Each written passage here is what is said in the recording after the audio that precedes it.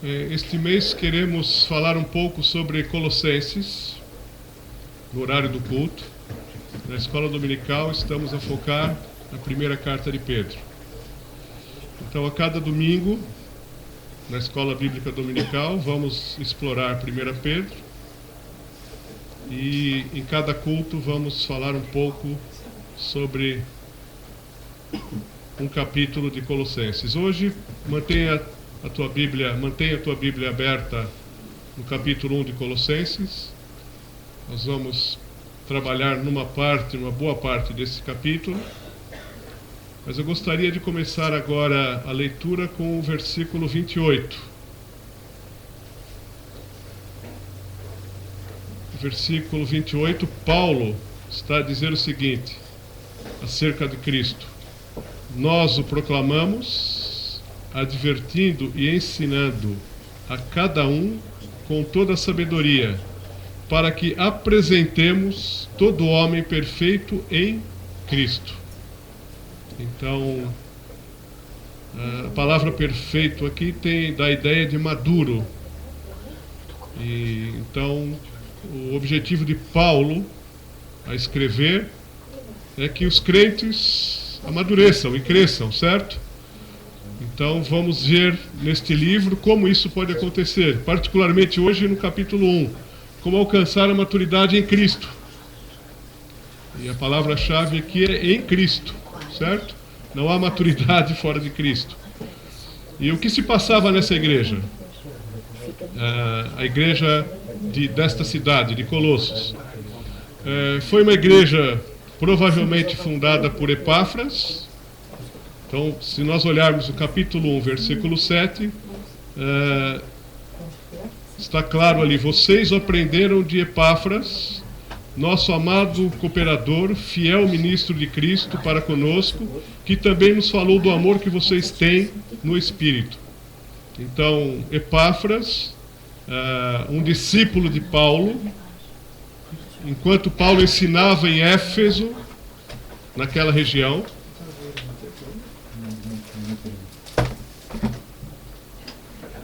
Ok. As crianças podem subir.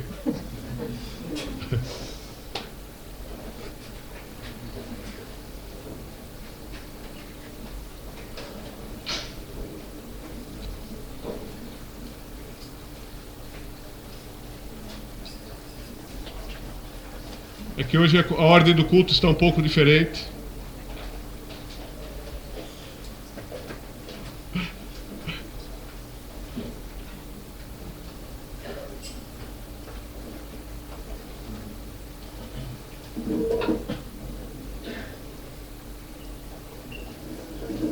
Crianças e adolescentes. E que Deus abençoe também o tempo deles, seja frutífero. Então, estava a dizer que esta igreja foi fundada por um discípulo de Paulo, Epáfras, provavelmente. E Epáfras aprendeu de Paulo enquanto Paulo ensinava em Éfeso, uma cidade próxima, ali naquela região da Ásia Menor, atualmente a Turquia. Então, Epáfras aprendeu, voltou para Colossos e fundou uma igreja a qual Paulo, agora da prisão, estava preso em Roma, está a escrever porque ele ouviu algumas notícias, ele recebeu algumas notícias exatamente de Epáfras. E quais eram essas notícias? Haviam boas notícias, claro, e Paulo aqui deixa claro, olha, falou do amor que vocês têm no Espírito, mas haviam problemas. E eu não vou falar desses problemas, mas o que acontecia em várias igrejas, e hoje não é diferente, é que havia infiltração de falsos ensinos e falsas doutrinas. E muito resumidamente, de uma forma muito simples, o que eles ensinavam, o que estava a minar a fé dos cristãos, é que Jesus não é Deus, e a gente que ensina isso hoje, certo? E o sacrifício ou a obra de Jesus não era suficiente, precisava mais alguma coisa. Estou a simplificar muito, estou a simplificar bastante. Então, Paulo, querendo apresentar todo cristão maduro em Cristo, escreve esta carta e tenta combater essas falsas doutrinas a respeito da pessoa de Jesus Cristo. Uma vez Jesus Cristo, isso está relatado nos Evangelhos, perguntou: o que o povo diz que eu sou? Quem eu sou na opinião do povo? E os discípulos começaram a responder: uns dizem que é Elias, uns dizem que é um dos profetas e por aí afora, certo? Então há um conceito errado a respeito da pessoa de Jesus. E hoje podemos encontrar pessoas com vários conceitos errados da pessoa de Jesus. Então Paulo escreve esta carta, e nesse primeiro capítulo, particularmente, para dar a noção correta da pessoa de Jesus. E com esta noção correta e com o relacionamento correto com Jesus, há o crescimento e o caminho rumo à maturidade em Cristo. John Stott escreveu que o caminho para a maturidade é ter uma visão correta de Cristo, e Paulo está fazendo isso, desenvolver um profundo relacionamento com Ele e viver todas as implicações desta escolha. Obediência e tudo o que vier, tudo o que está relacionado, até mesmo perseguição. Então é por isso que vamos falar como alcançar a maturidade em Cristo. E vamos tratar de, afinal de contas, qual é a visão correta que devemos ter de Cristo para alcançar a maturidade. Precisamos ter uma cristologia correta e sólida, ou seja, o entendimento de quem Ele é, ter um genuíno relacionamento com Ele, que muda a nossa vida, como vamos ver, e assumir todas as implicações desta escolha na nossa existência diária, certo? Então agora convido para ler Colossenses 1, de 13 a 23. Então as Bíblias já estão abertas.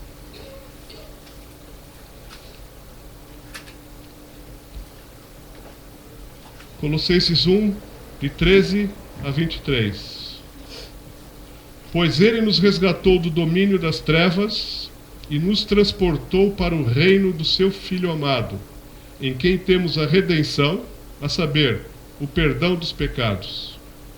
Ele, está a falar de Cristo, é a imagem do Deus invisível, o primogênito sobre toda a criação, pois nele foram criadas todas as coisas, nos céus e na terra, as visíveis e as invisíveis, sejam tronos ou soberanias, poderes ou autoridades, todas as coisas foram criadas por Ele e para Ele.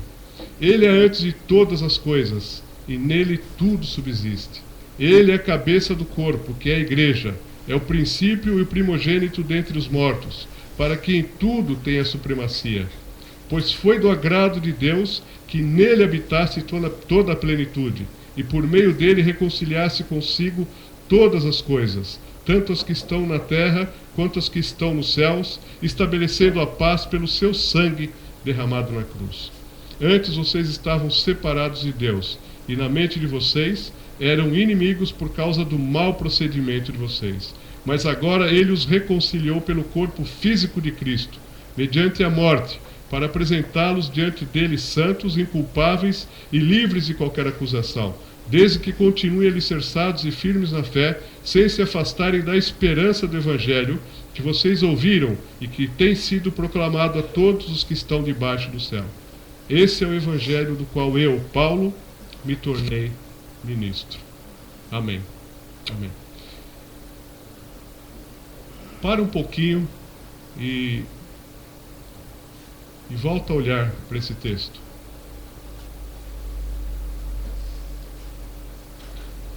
É um dos textos bíblicos de maior profundidade, de maior beleza em termos de entendimento de Cristo.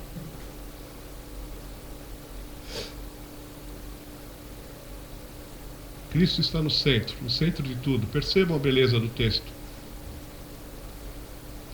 Cristo é único.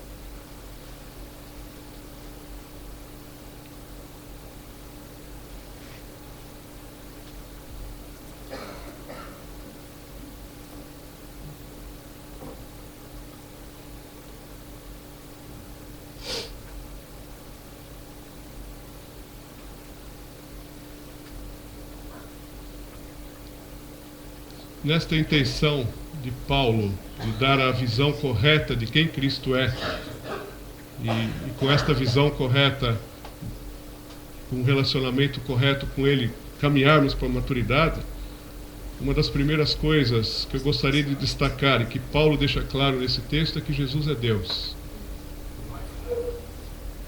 Versículo 15, a primeira parte diz: Ele é a imagem do Deus invisível.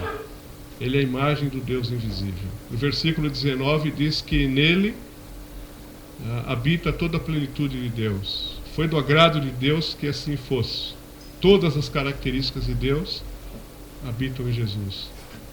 Então, o Deus de amor desejou que nós voltássemos, depois do pecado, a ter um relacionamento com Ele, para conhecê-lo como Ele é. Assim, no tempo certo, Ele nos deu uma imagem visível, perfeita, na pessoa de Jesus Cristo, para revelar o caráter de Deus. Jesus é Deus. João 1,14 diz: a palavra tornou-se carne. Está a falar da encarnação de Deus. E viveu entre nós. Vimos a sua glória, glória como do unigênito vindo do Pai, cheio de graça e de verdade. Na pessoa de Jesus, Deus ganhou uma cara. Deus deu-se a conhecer. Revelou-se. Hebreus 1,3 diz que o Filho é o resplendor da glória de Deus e a expressão exata do seu ser. A expressão exata do seu ser. A Bíblia, que é a palavra de Deus, é muito clara. Jesus é Deus. Jesus é Deus. Há muitas ideias erradas por aí. E muita gente acha que Jesus foi só um bom homem. Ele não foi só um bom homem. É uma pessoa de princípios morais.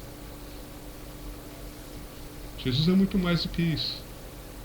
Alguns ainda hoje dizem que Jesus era só um anjo. É só um anjo. Jesus é muito mais que isso. Jesus é Deus. Jesus é Deus. E isso estava a prejudicar a fé dos colossenses, e impedir que eles crescessem. Então Paulo dá uma aula de cristologia aqui e fala: Jesus é Deus. Não se enganem, não se deixem enganar. Podem confiar, Jesus é Deus. E a Bíblia toda confirma isso. E Jesus, então, como homem encarnado, como Deus encarnado, possuiu todas as características de Deus, na plenitude, como lemos aqui no versículo 19. Porque Ele era e é Deus. Jesus fez o Deus invisível visível. Ele revelou Deus a nós para termos a oportunidade de conhecê-lo e de escolher iniciar um relacionamento com Ele. Um dos discípulos de Jesus, Tomé, pediu a Jesus para mostrar-lhes o Deus Pai. E Jesus respondeu: quem me vê, vê o Pai. Já continuamos, mantenham as Bíblias abertas.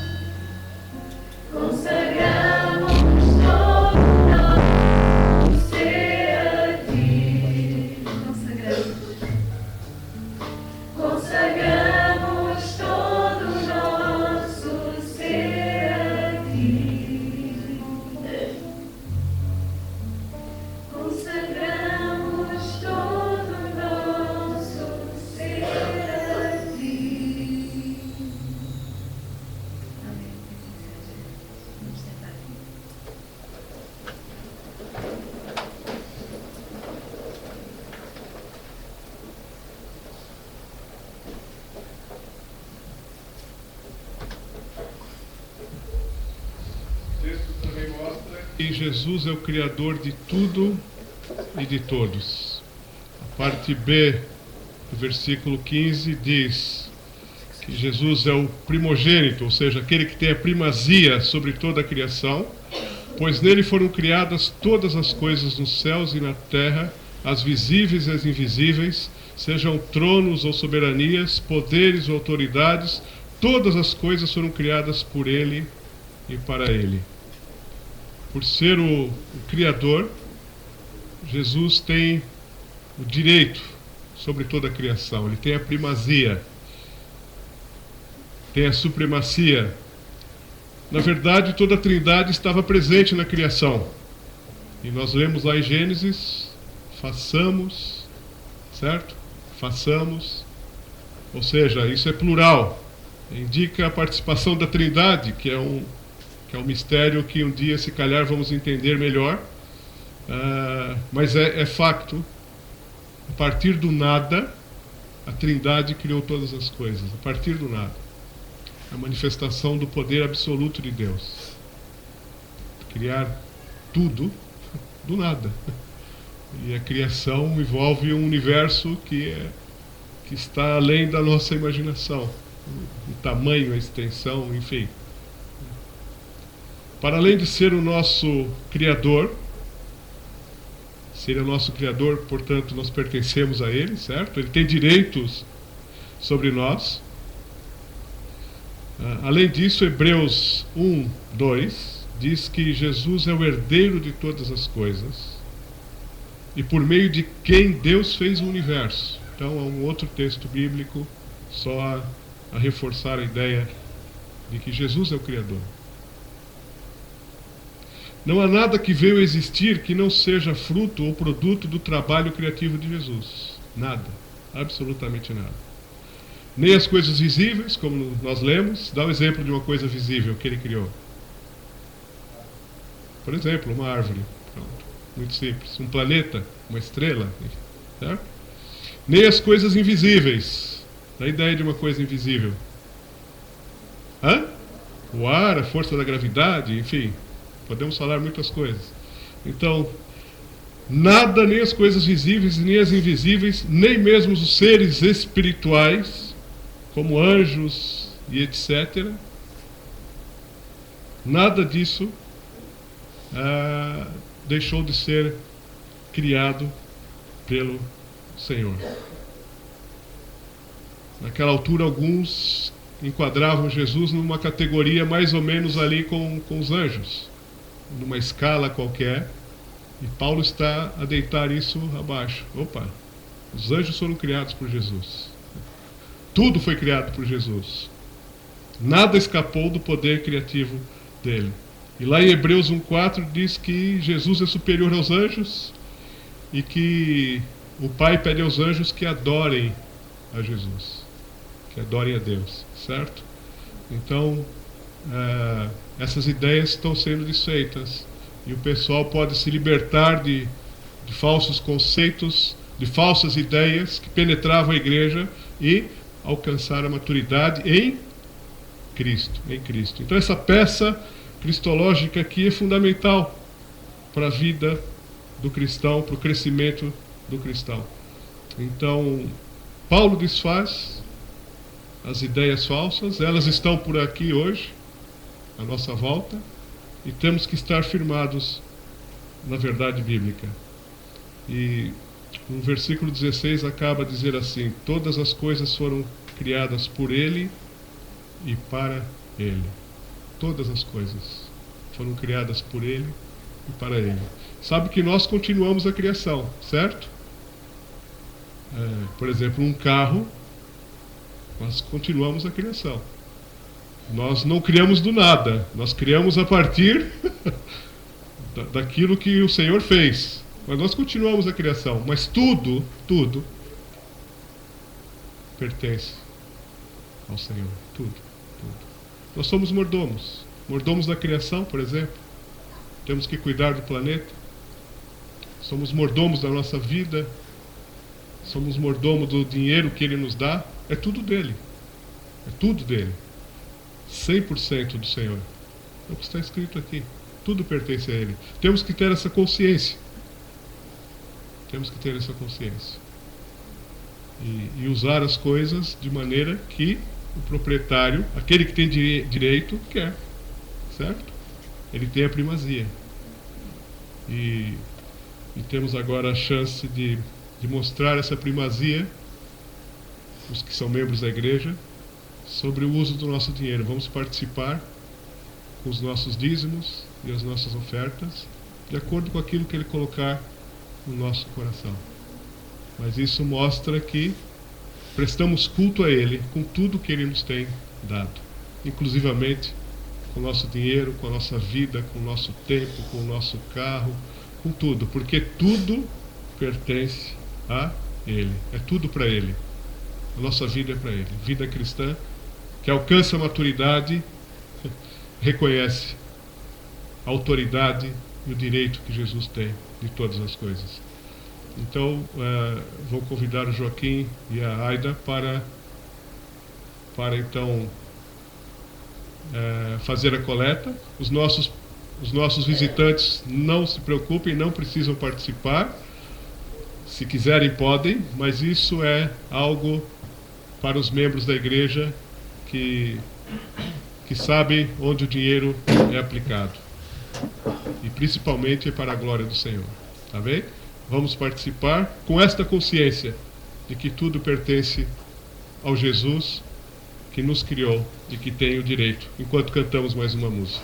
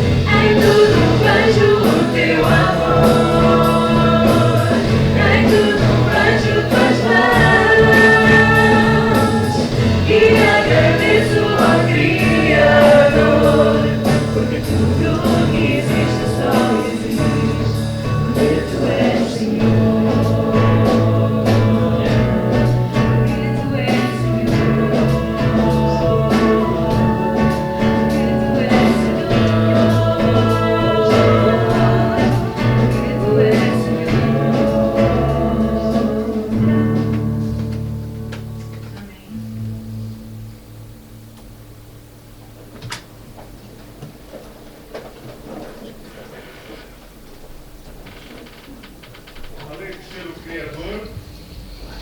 Jesus é o sustentador de tudo e de todos. Olha o versículo 17. Ele é antes de todas as coisas e nele tudo subsiste. Ou ele sustenta todas as coisas, depende da tradução que tens na tua mão. Claro, Jesus é distinto da criação. Jesus não está na árvore, não está na vaca, não está no planeta, porque ele é antes de todas as coisas. Nós lemos aqui agora no versículo 17. Ele vive de eternidade a eternidade. Ele não é as coisas, ele é o criador das coisas, mas podemos reconhecer, como nós cantamos, a Cristo em tudo que nós vemos, porque ele é o criador de tudo, e tudo mostra o seu caráter, a sua inteligência, a sua criatividade e etc. E ele não nos criou e nos abandonou. Ele não criou o universo e nos abandonou. Não. Ele está presente, ele cuida e ele sustenta tudo e todos. Hebreus, lá o capítulo 1, versículo 3, diz que Cristo está a sustentar todas as coisas por sua palavra poderosa. Ele mantém o universo coeso, em funcionamento. Se nós levantamos hoje da cama, é porque Cristo nos sustenta. É porque Ele nos dá vida. É porque Ele mantém o nosso pulmão a respirar, o nosso coração a bater. Se temos sol, é porque Jesus falou, vai sol, mais um dia, vai. É Ele que mantém os ciclos e os ritmos da natureza. É Ele que mantém. Se não fosse Ele, isso tudo virava um caos. Ele mantém, Ele criou, colocou uma ordem e faz o universo funcionar todo instante, todo dia. Se temos comida na mesa, é porque os solos continuam a produzir, ano após ano. Ele é o sustentador de todas as coisas. Se há equilíbrio no universo, se há vida, pelo menos aqui no planeta Terra, é porque ele sustenta a coisa de tal maneira que não estejamos nem tão próximos do Sol para virarmos uma tosta, e não estamos nem tão distantes do Sol para morrermos congelados. Ele mantém a vida em equilíbrio. Ele mantém o universo, que é uma imensidão, todo em equilíbrio. É Ele que mantém. Jesus é Deus presente. Por isso que ele foi chamado de Emanuel. O Salmo 147:4 diz que ele chama cada estrela pelo nome. Podemos falar milhões? Não sei. Né? Quantas são? Bilhões? Trilhões? Não sabemos. Mas ele chama cada uma pelo nome. Cada uma pelo nome. Olha o que Isaías diz. Olha o que Isaías diz. Ergam os olhos e olhem para as alturas. Quem criou tudo isso? Aquele que põe em marcha cada estrela do seu exército celestial, e a todas chama pelo nome. Tão grande é o seu poder e tão imensa a sua força, que nenhuma delas deixa de comparecer. Ele chama e elas comparecem. Será que tu não sabes? Nunca ouviste falar?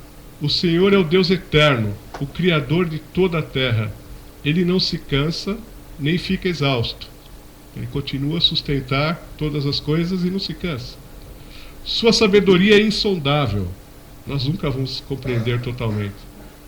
Ele fortalece o cansado e dá grande vigor ao que está sem forças. Ele sustenta a nossa vida, ele sustenta a nossa fé. Ele está presente. Até os jovens se cansam e ficam exaustos, e os moços tropeçam e caem. Mas aqueles que esperam no Senhor renovam suas forças. Voam bem alto como as águias. Correm e não ficam exaustos. Andam e não se cansam. Por quê? Porque Ele é que nos sustenta.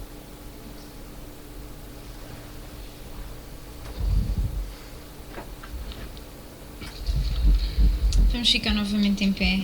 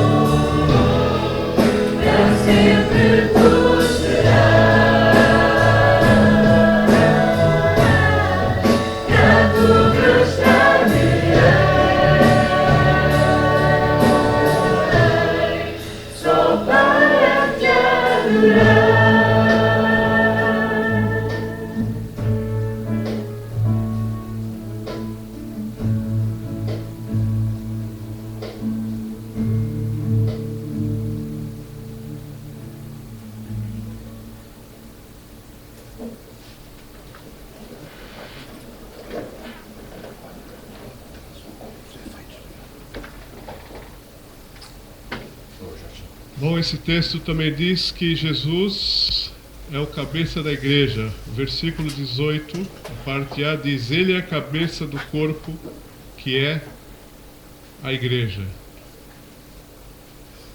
Então, Paulo mostra toda a profundidade de quem é Cristo, a igreja de Colossos e a nós hoje. Nós sabemos que a igreja não é um prédio, que a igreja somos nós, as pessoas que decidiram seguir a Jesus Cristo, e esta oficialização, vamos assim dizer, da nossa pertença, do nosso pertencimento à igreja se dá pelo batismo. Então aproveito para convidar aqueles que ainda não se batizaram e que queiram ser batizados. Pode falar comigo ou com o Pedro um dia desses ou hoje mesmo. Mas Jesus é o cabeça da igreja, não é o Papa, não é o presidente da direção, não é o pastor, não é ninguém. O cabeça da igreja é Jesus. Ele deu a sua vida pela igreja. Foi o único que fez isso. Deu a sua vida pela igreja e ele disse: eu edificarei a minha igreja. Certo? Então a igreja é dele, não é nossa. É ele que decide as coisas. Por isso que precisamos estar em sintonia com ele para ver que caminho ele quer que a igreja siga. E ele já deu boas dicas e vamos chegar a isso. E para a nossa maturidade em Cristo, nós precisamos de uma boa cristologia, já falamos sobre isso, um bom entendimento de quem é Cristo e um relacionamento genuíno e profundo com Ele, mas também precisamos de algo que está intimamente relacionado, que é uma boa eclesiologia, ou seja, o entendimento do que é ser igreja. E esse texto aqui fala que a igreja é o corpo de Cristo. Então, fazemos parte, isso é um mistério, fazemos parte do corpo de Cristo. Cristo continua presente na terra através da igreja, através de nós. Há um movimento muito forte hoje que diz assim: Jesus sim, igreja não. Então isso é completamente antibíblico, isso não existe, não dá para separar os dois, é impossível separar os dois, porque é o corpo de Cristo. E pessoas que continuam a falar sobre isso ainda não entenderam as coisas como realmente a Bíblia ensina. E isso está muito popular hoje em muitos lugares, porque os relacionamentos são imperfeitos, claro, estamos em obras, certo? Então as pessoas desistem da igreja. Desistir da igreja é desistir de Jesus, de certa forma. Ainda não compreenderam que é uma coisa só. Desprezar a igreja é desprezar a Cristo. É desprezar a Cristo. A igreja é perfeita, porque ela foi instituída pelo Senhor. Mas é constituída de pessoas imperfeitas como nós todos. Precisamos ter essa consciência, que juntos vamos crescer à maturidade. Fora da igreja não crescemos. Sem os nossos conflitos, sem os problemas que nós passamos, nós não crescemos. Nós aprendemos assim, uns com os outros. Há mutualidade. Eu ministro na vida de pessoas, pessoas ministram na minha vida. Corrigimos uns aos outros, admoestamos uns aos outros. Fazemos tudo isso. Mas é no ambiente de igreja que nós crescemos. Nós precisamos da igreja. É o corpo de Cristo. É a extensão do Senhor. É a extensão do Senhor. Então precisamos ter esse entendimento muito presente. Apesar de sermos imperfeitos, somos família de Deus. E família é família. Temos que conviver com a família. Temos que conviver. Eu lembro sempre de um pastor que eu tive há muitos anos atrás, que já morreu. Ele dizia assim, com relação a esse assunto. Ele falou: eu tenho um irmão que é alcoólico. Ele só causa problemas e vergonha para a família. De vez em quando eu tenho que buscá-lo na esquadra, mas ele é minha família. Eu não posso desistir dele, ele é minha família. Vai ser sempre minha família, é o mesmo sangue. Pronto, nós somos família. Ainda que Ainda que sejamos falhos, somos família.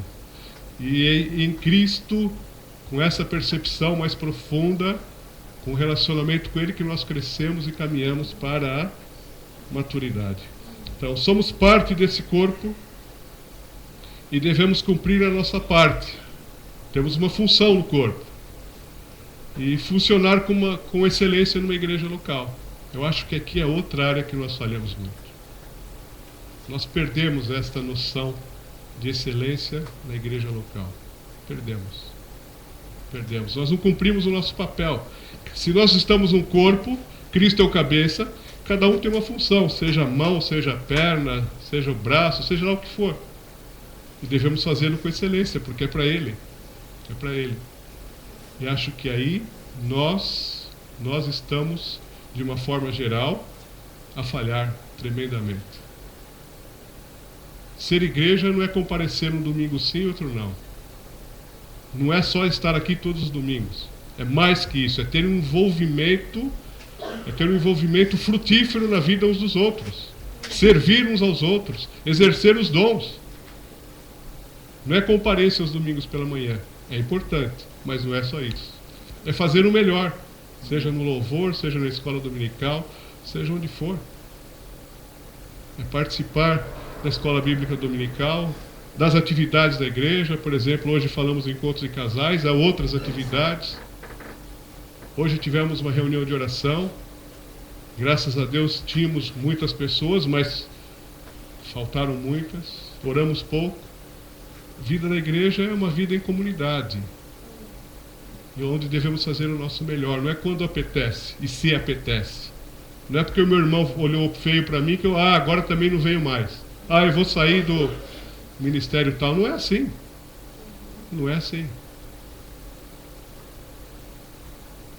Cristo é o cabeça da igreja. É Ele que manda. É Ele que manda. E nós temos que aprender com Ele.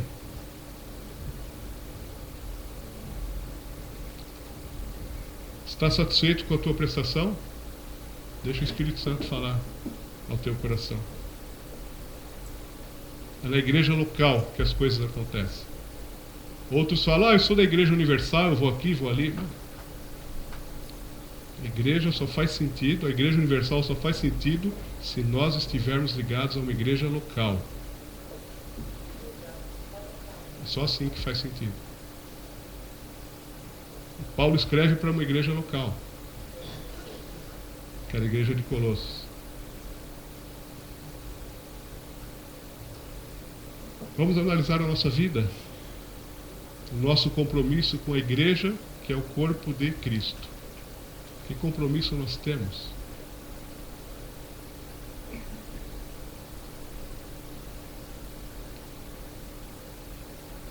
E Jesus deu a grande comissão à igreja.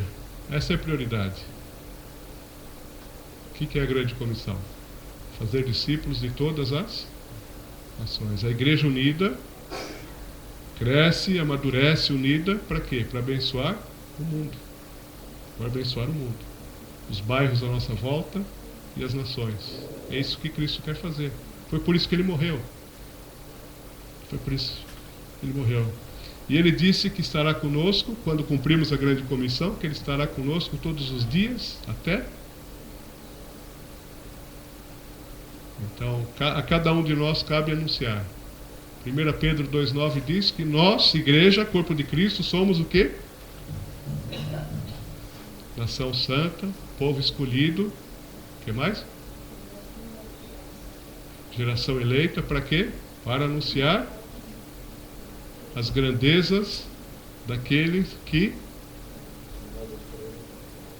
nos chamou das trevas para a sua maravilhosa luz. Esse é o papel da igreja. É o meu papel e é o teu papel. O papel de cada um de nós. Então, com essa consciência de que Jesus é o cabeça e que a igreja é o corpo de Cristo, vamos ser igreja como deve ser. No poder e na força do Espírito Santo, em amor. Certo? Dando o nosso melhor, fazendo a nossa parte, exercendo a nossa função e trazendo glória ao cabeça da igreja. Agora, Jesus também outra coisa que esse texto diz, que é: Jesus conquistou a morte, está vivo e reina hoje. Versículo 18, a parte B e a C diz assim: é o princípio e o primogênito dentre os mortos, para quem tudo tenha a supremacia. Jesus está vivo, está aqui. Uma cristologia sadia afirma e tem convicção disso. Experimenta isso. Jesus ressuscitou pelo menos 3 pessoas durante o seu ministério, enquanto esteve na forma humana aqui na Terra. Mas essas pessoas morreram de novo. Experimentaram a morte uma segunda vez.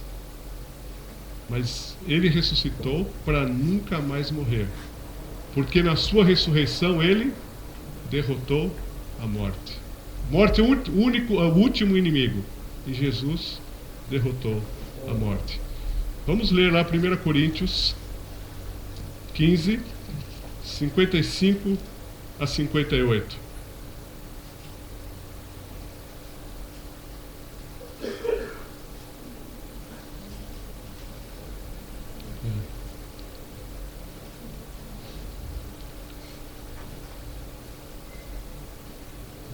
Diz assim: onde está, ó morte, a sua vitória?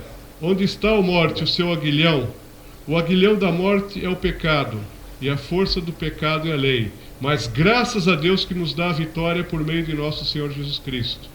Portanto, meus amados irmãos, mantenham-se firmes e que nada os abale. Sejam sempre dedicados à obra do Senhor, pois vocês sabem que no Senhor o trabalho de vocês não é inútil. Se nós olharmos o versículo 20, diz assim: mas de facto, Cristo ressuscitou dos mortos, sendo as primícias dentre aqueles que dormiram. Então essa é a certeza. Se Cristo ressuscitou, e se Ele não voltar antes da nossa morte, quando Ele voltar, nós também seremos levantados da morte e vamos ganhar um corpo como o dele, para viver eternamente. A vida eterna está à nossa espera. Jesus Cristo vai voltar e nós viveremos com Ele para todo o sempre. Mas tenhamos essa profunda consciência que Ele está vivo aqui hoje. E nós podemos nos relacionar com um Deus que é vivo. E só um Deus vivo pode fazer alguma coisa por mim e por ti. Ele morreu pelos nossos pecados, mas está vivo. Está vivo. Vamos cantar mais uma vez.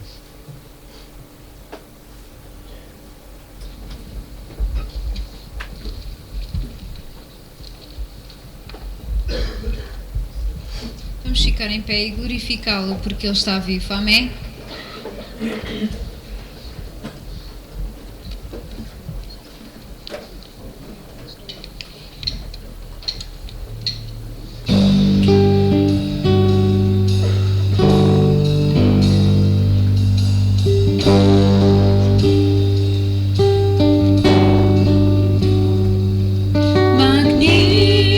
Magnifiquemos ao Senhor,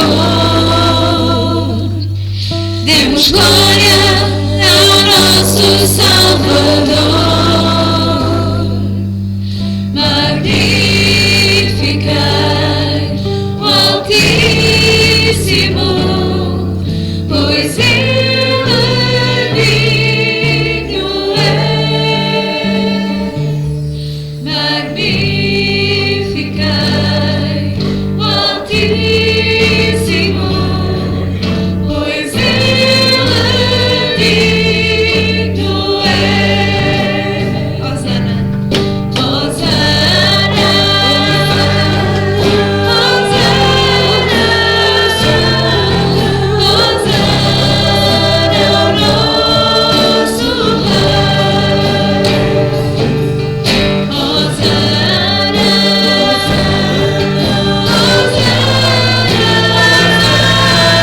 Hosana ao nosso Rei. Magnifiquemos ao Senhor, demos glória ao nosso Salvador. Magnifiquemos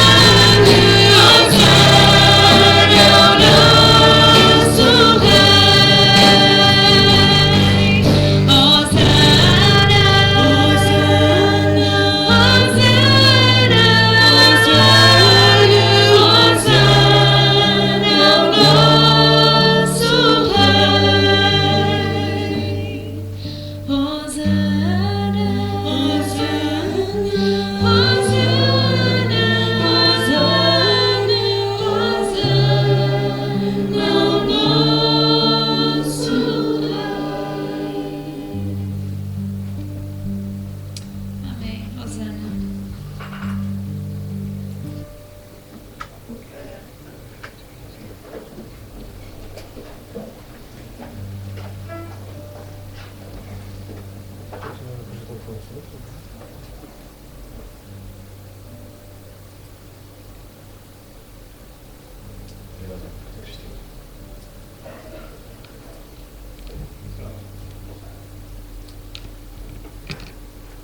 é meu Senhor e Salvador. Eu tenho que vos confessar que sempre que eu penso nestas palavras, sempre que eu penso na obra da redenção, na obra da cruz, eu tenho que vos confessar que eu me sinto muito impotente. Mas muito impotente para compreender e para explicar esta verdade. Este é o coração da vida. Quem somos nós para conseguir entrar no coração da vida, nessa profundidade?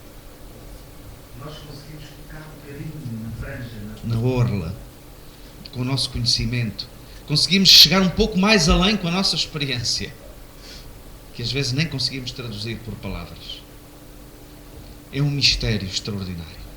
E como somos seres humanos, mesmo salvos, Deus é tão grande que as nossas cabeças são minúsculas demais para compreendermos tão grande amplitude, tão grande Salvador, tão grande bênção que temos. E tenho muitas vezes a impressão que nós não nos damos conta, na maior parte dos nossos dias, do grande privilégio que nós temos em sermos salvos, em chamarmos este Deus de Senhor. As palavras perderam sentido, tornaram-se empobrecidas. É muito difícil, queridos irmãos, nós dizermos de Deus Senhor e sabermos o que estamos a dizer, Salvador e sabermos o que estamos a dizer, Pai e sabermos o que estamos a dizer, irmãos e sabermos o que estamos a dizer. Então, queria só um bocadinho chamar a atenção para os versículos de Colossenses que já foram lidos aqui. Um dos versículos difíceis de entender diz: o qual Jesus nos tirou da potestade das trevas e nos transportou para o reino do Filho do seu amor. Vivemos num universo, nós não entendemos que realmente existe o diabo, existe aquilo que os teólogos chamam o mistério da iniquidade. Talvez percebamos um pouco quando vemos imagens como aquelas decapitações que nós vemos, frias, em nome de certos ideais. E por trás daquilo existe um ser com quem a maior parte das pessoas, quem não entrega a sua vida a Jesus Cristo, quem não se reconcilia com Deus, eu faço esta pergunta: o que é que te espera depois da morte? Talvez acordares por um pesadelo eterno. Porque aquilo que tu vês e que eu vejo nessas imagens, por trás disso está um ser odioso, que odeia, que pretende destruir, que pretende separar. Eu posso não compreender isso. Às vezes tenho dificuldades em entender essa doutrina da existência do diabo. Mas aquele que inspirou as Escrituras diz-nos que é uma realidade que existe. Quando nós vemos países ricos terem tanto dinheiro, gente tão poderosa, e pessoas nos países do Sul morrerem porque não há medicamentos para malária, quando há mais do que o dinheiro para tirar a malária do mundo, nós vemos o rosto da iniquidade. Quando nós vemos crianças serem abusadas, um chão sagrado como é uma criança inocente, serem abusadas, nós vemos o rosto das trevas. Quando nós vemos casamentos que começam tão bem, com promessas lindas, sucumbirem tanto o divórcio, vidas destruídas, jovens em quem se apostou tanto, que sonhavam tanto, e os sonhos se dissipam, oprimidos por uma vida frenética que nos rouba a capacidade de dar afeto e de receber afeto, de perceber como lidar com tanta pressão nos dias que correm. Isto é o rosto. Só um bocadinho daquilo nós não percebemos. Nós não percebemos. Nós não percebemos quão escravos nós somos. Quão escravos o ser humano é. E a palavra diz que aquilo que Jesus Cristo fez foi arrancar-nos destas garras diabólicas que aprisionam o homem. Por isso o verso seguinte diz: temos a redenção pelo seu sangue, a saber, a remissão dos pecados. É uma palavra, redenção, remissão, fala de libertação. Fala de libertação. Então diz que o Senhor Jesus Cristo libertou-nos dos poderes que são estes, que nós apenas vislumbramos um pouco, mas que sentimos tão rudemente nas nossas próprias vidas. Então Jesus Cristo é o Redentor, porque Ele é o libertador. Ele que libertou os escravos de Israel no Egito e nos deixa uma imagem muito mais profunda de que todo aquele que crê no Senhor Jesus Cristo está livre. Nós fomos libertados. Fomos libertados desta prisão. Ele pagou o preço pelo seu sangue. É como se nós estivéssemos sujeitos a uma prisão hedionda, horrível, uma prisão perpétua, e estivéssemos a pagar este preço, e pelo seu poder Ele nos tirasse, pagou o preço e nos libertou dessa prisão. E o texto diz mais, que havendo, no versículo 20, feito a paz pelo sangue da sua cruz, por meio dele reconciliasse consigo mesmo todas as coisas, tanto as que estão na terra como as que estão nos céus. O livro de Romanos diz, efetivamente, que a obra do Senhor Jesus Cristo tem efeitos cósmicos. Diz que a criação, aquilo que as pessoas chamam de natureza, os problemas ecológicos resultam do pecado que existe, resultam também desse trabalho que Satanás tenta fazer no mundo. E diz que a criação geme, aguardando a manifestação dos filhos de Deus, aguardando que aqueles que são filhos e filhas do Senhor mostrem que Deus está presente, e através deles a criação pode receber alguma cura substancial. Mas um dia, quando o Senhor Jesus Cristo voltar, eis que todas as coisas vão ser refeitas, vão ser feitas novas, e a criação, os animais, as árvores, o cosmos estará também resgatado, reconciliado com Deus. Todas as coisas Ele vai reconciliar consigo mesmo, tanto as que estão na terra como as que estão nos céus. E diz o texto que nós também, que noutro tempo éramos estranhos e inimigos no entendimento pelas nossas obras más, agora nos reconciliou no corpo da sua carne, pela morte, para perante Ele vos e nos apresentar santos, irrepreensíveis e inculpáveis. Queridos amigos, houve um tempo em que nós não éramos amigos do Senhor, nós não confidenciávamos com Ele, não sabíamos os segredos do coração de Deus, nós não dialogávamos com Ele como se dialoga com um pai amigo. Nós éramos estranhos, mas mais, nós éramos inimigos. E nós dizemos, mas inimigos de Deus como? Eu nunca odiei Deus. Há pessoas que odeiam, mas eu nunca odiei Deus. Queridos amigos, o contrário do amor não é o ódio, é a indiferença. E a verdade é que Deus nos era indiferente e nós éramos inimigos de Deus. E a paz foi feita por meio de Jesus Cristo. Nós vamos participar a seguir na ceia, irmãos. Eu dizia que para mim é um grande mistério, para nós todos. E por isso Deus dá-nos muitas imagens que permitem que nós cheguemos um pouco a esse mistério. Uma das imagens é do cordeiro que foi morto. O cordeiro no Antigo Testamento, ou os animais que eram apresentados em sacrifício, não tinham mancha, não tinham mácula. Não eram nossos representantes, ou representantes dos fiéis, não. Eram substitutos. Porque não nos podiam representar, uma vez que o animal sem mácula não nos representa, porque nós temos mácula. Mas é um substituto. E esses animais eram uma figura do Senhor Jesus Cristo, aquele que nunca teve pecado, perfeito, que nos substituiu e que agora sim, porque tomou o nosso lugar, nós não precisamos de pagar mais o preço. E outra imagem que nos dá é a imagem do Pai.